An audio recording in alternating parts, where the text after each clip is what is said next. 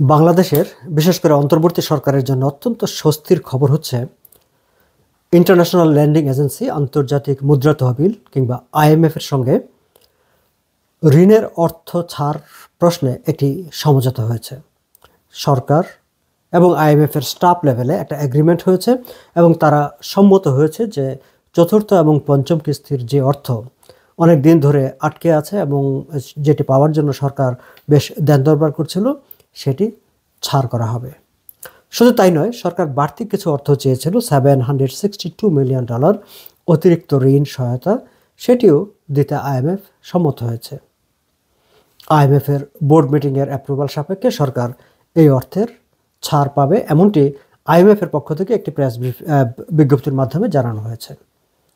দর্শক, খবরটি পড়তে পড়তে আমার মনে প্রশ্ন জেগেছে, সরকার কিসের বিনিময়ে আইএমএফের সঙ্গে এই যে ঋণের অর্থ ছাড় করার এই সমঝোতায় পৌঁছতে পারল? কেন এই প্রশ্নটি জাগলো জানেন? গত বেশ কয়েকদিন ধরেই আমরা খেয়াল করেছি, আপনাদের নিশ্চয়ই মনে থাকবার কথা, বিভিন্ন টেলিভিশনে কিংবা পত্রপত্রিকায় আমাদের অর্থ উপদেষ্টা সালাউদ্দিন সাহেবের একটি বক্তব্য প্রচারিত হয়েছে। তিনি বারবার বলছিলেন যে আমাদের এই আইএমএফের ঋণ আমাদের পেতেই হবে এমন কোনো কথা নয়, খুব বেশি চাপাচাপি করলে বা কঠিন শর্ত আরোপ করলে আমরা এই ঋণ নিব না। অর্থ উপদেষ্টা এমন কথাও বলেছিলেন যে ওরা তো টাকা দেওয়ার জন্যই বসে আছে, ওরা যদি আমাদেরকে টাকা দিতে না পারে তাহলে তো ওদের অনেকের চাকরি থাকবে না।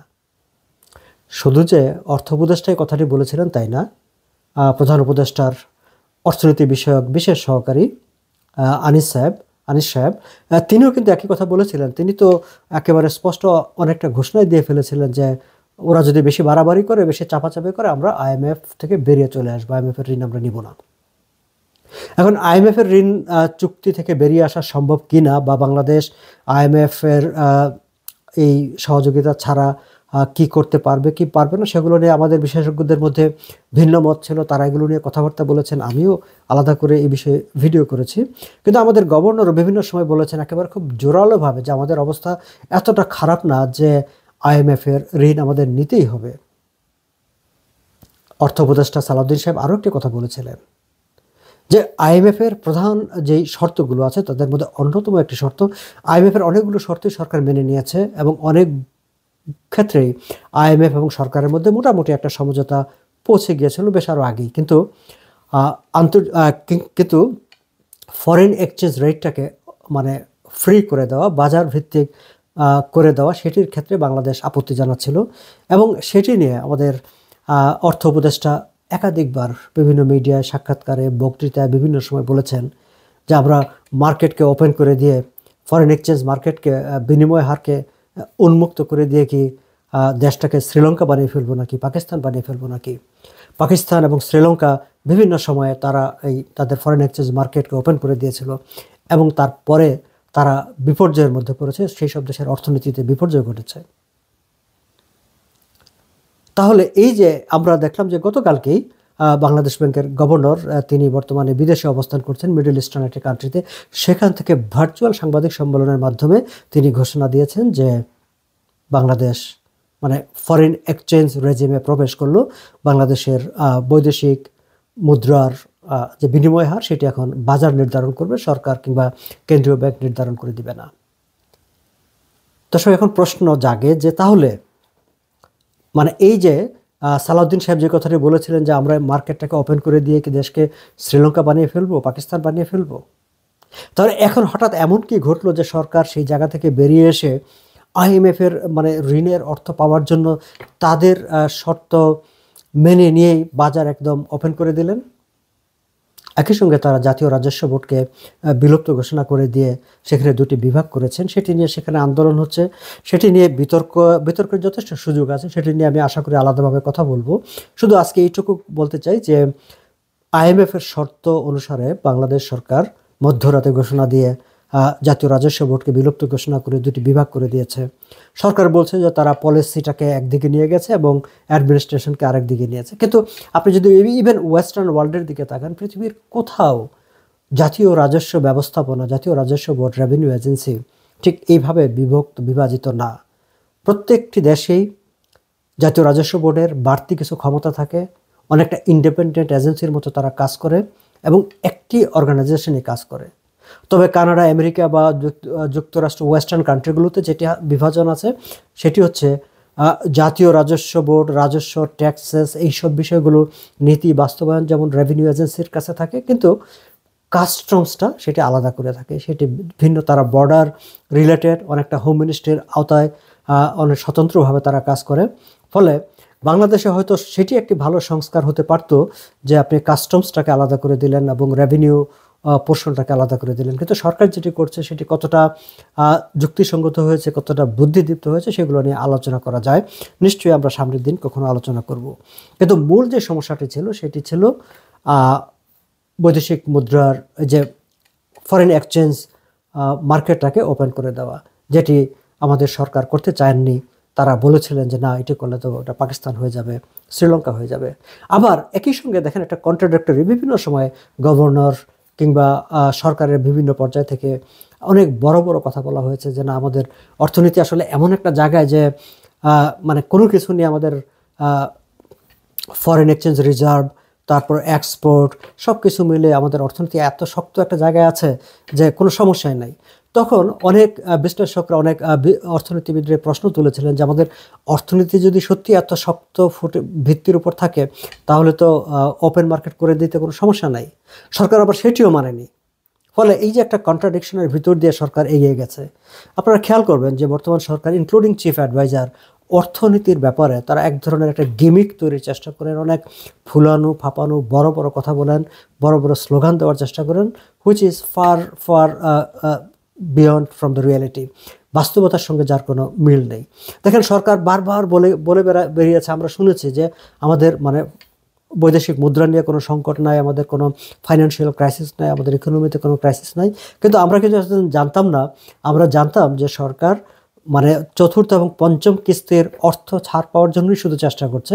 কিন্তু আজকে আইএমএফ যখন স্টেটমেন্ট করলো, আইএমএফ তার স্টেটমেন্টে উল্লেখ করলো যে সরকার তার ইকোনমিক ক্রাইসিস মিট আপ করার জন্য অতিরিক্ত $762 মিলিয়ন ঋণ সহায়তা চেয়েছে আইএমএফের কাছে। তার মানে আমাদের সরকারের কর্তা ব্যক্তিরা অর্থনীতি সম্পর্কে নাগরিকদের, আমাদেরকে যেই তথ্য দেন, আবার বিদেশিদের সঙ্গে দেন দরবার করার সময় যে তথ্য বলেন, দুটোর মধ্যে একটা ফারাক আছে। তার মানে তারা আমাদেরকে, নাগরিকদের তারা সত্য কথাটা বলেন না। এই যে $762 মিলিয়ন বাড়তি সহায়তা চেয়েছে সেটি কিন্তু তারা কখনো আমাদেরকে বলেননি। তারা শুধু শুনিয়েছেন না আইএমএফের শর্ত আমাদের মানতে হবে, নট নেসেসারিলি। দর্শক, এই জায়গাটায় আমি আরেকটি প্রশ্ন আমার মনে জেগেছে যে বর্তমান সরকারের, আমরা তো এই সরকারের সবই তো একেবারে মানে মেধায় সয়লাভ আর কি না। আমাদের চিফ অ্যাডভাইজার একেবারে বিশ্বখ্যাত ইকোনমিস্ট, যদিও তিনি নোবেল পুরস্কার পেয়েছেন অর্থনীতি নয়, মানে অর্থনীতির বাইরের সাবজেক্টে, শান্তিতে। কিন্তু আমাদের চিফ অ্যাডভাইজার দেশের একেবারে খুবই শীর্ষস্থানীয় অর্থনীতিবিদ, আমাদের বাংলাদেশ ব্যাংকের গভর্নর, মেধাবী, তিনি আইএমএফে দায়িত্ব পালন করেছেন। আবার বিদেশ থেকে সরকার তার অর্থনীতি বিষয়ক একজন বিশেষ উপদেষ্টা, বিশেষ সহকারী নিয়োগ করেছেন। মানে ইকোনমিক ফিল্ডে একেবারে নামি দামি লোক বসানো আছে সরকারের চতুর্দিকে। কিন্তু তারা মানে আইএমএফের চাপে নতি স্বীকার না করে একটা সমঝোতায় পৌঁছা বা আইএমএফকে রাজি করানো, সেই বিষয়টি কিন্তু তারা করে উঠতে পারেননি। শেষ পর্যন্ত আইএমএফ যা চেয়েছে সেটি মেনে নিয়েই, এমনকি নিজেদের বক্তব্যের বিপরীতে গিয়ে তাদের আইএমএফের ঋণের এই চুক্তিটি মানে বাস্তবায়নের পথে এগোতে হয়েছে, এমনকি বাড়তি কিছু অর্থ তাদের চাইতে হয়েছে।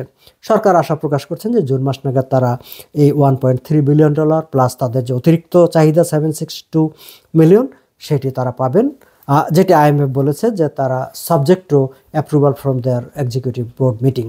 এবং এক্সিকিউটিভ বোর্ড মিটিংয়ে তারা সরকারের সঙ্গে আইএমএফের যে স্টাফ লেভেলে যে এগ্রিমেন্টটা হয়েছে সংস্কারের প্রশ্নে, সেই সংস্কারের বাস্তবায়নের অগ্রগতি কতটুকু হয়েছে সেটি দেখা সাপেক্ষেই তারা বোর্ড মিটিংয়ে সেটি অ্যাপ্রুভ করবেন। আইএমএফ আজকে যে স্টেটমেন্টটি করেছে, মানে বাংলাদেশ টাইম গতকাল, সেখানে তারা বাংলাদেশের অর্থনীতি সম্পর্কেও কিছু মন্তব্য করেছে এবং সেখানে বলেছে যে এই ফার্স্ট 6 মান্থে জিডিপির গ্রোথ হয়েছে 3.3%, হুইচ ইজ ভেরি লো, এবং সেকেন্ড হাফে গিয়ে 3.8% হতে পারে বলে তারা অনেকটা প্রত্যাশা করছেন। কিন্তু তাদের আরও বেশ কিছু চাওয়ার আছে। তাদের চাওয়ার মধ্যে আছে যে গভর্নেন্স অ্যান্ড ট্রান্সপারেন্সি, যাতে একটা একটা গুড বিজনেস এনভায়রনমেন্ট তৈরি হয় with good governance and transparency, যাতে বিদেশি বিনিয়োগকারীরা আকৃষ্ট হয়। এখন বর্তমানে তো কোনো বিদেশি বিনিয়োগকারী বাংলাদেশে আসছেই না, সব চোখ বন্ধ করে বসে আছে দেশের বর্তমান পরিস্থিতির কখন পরিবর্তন হবে, কখন দেশে একটা স্থিতিশীল পরিবেশ তৈরি হবে। সেই জন্যে আইএমএফের চাহিদা আছে যে বিদ্যুৎ খাতে সাবসিডি সেগুলো কমিয়ে আনা, এমনকি অন্যান্য খাতে সাবসিডির ব্যাপারেও তাদের আপত্তি আছে, মনিটারি পলিসি টাইটেনিংয়ের ব্যাপারেও তাদের কথাবার্তা আছে, এবং ট্যাক্স এক্সামশন থেকে বেরিয়ে আসারও তাদের একটা শর্ত আছে।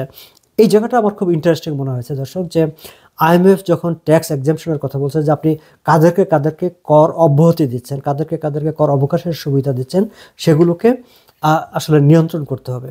আপনাদের নিশ্চয় মনে আছে যে আমাদের প্রধান উপদেষ্টা তিনি দায়িত্ব গ্রহণের পরপরই তার যে আগের বার যেটি নিয়ে অনেক মামলা মোকদ্দমা হয়েছিল এবং তিনি প্রায় 660 কোটি টাকার মতো ট্যাক্স পে করেছিলেন, সেটি তিনি ফেরত নিয়েছেন এবং তার অনেকগুলো প্রতিষ্ঠান আজীবন কোনো ট্যাক্স দিতে হবে না এমন একটি আদেশ পর্যন্ত জারি করা হয়েছে, হুইচ ইজ আসলে এই যে ট্যাক্স এক্সামশন। এখন সরকারের প্রধান ব্যক্তির সব ট্যাক্স মওকুফ হয়ে যাবে এবং তাকে ট্যাক্স দিতে হবে না এমন একটি বিধান তৈরি হবে, আবার আপনি ব্যবসায়ীদের কাছ থেকে, নাগরিকদের কাছ থেকে ট্যাক্স চাইবেন, তাদের ট্যাক্স অবকাশ সুবিধাগুলো বাতিল করে দিবেন।